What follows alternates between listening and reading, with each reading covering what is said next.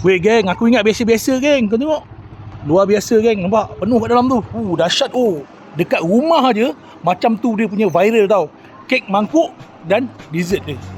Dia kek mangkuk dan dessert viral. Sampai-sampai ya bertingkat-tingkat kek mangkuk dia ni ha. Dia orang datang dia kata ni kunafa pistachio dia ni. Betul lah, betul viral lah. Tengok pun dah tahu. Lepas tu dia curah pula coklat. Yang ni info daripada akak kedai tau. Dia guna semua coklat Callebaut. Kalau kau nak buah-buahan, ada coklat buah pun ada kat sini kau tahu. Strawberry kunafa brownies dia pun best juga. Kau tengok je lah harga yang ada kat bawah ni ha.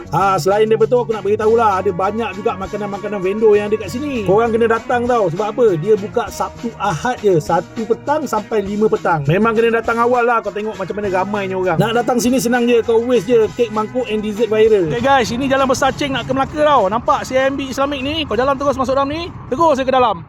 Semua datang kat Kek Mangkuk and Dessert Viral kat Cheng Pendana.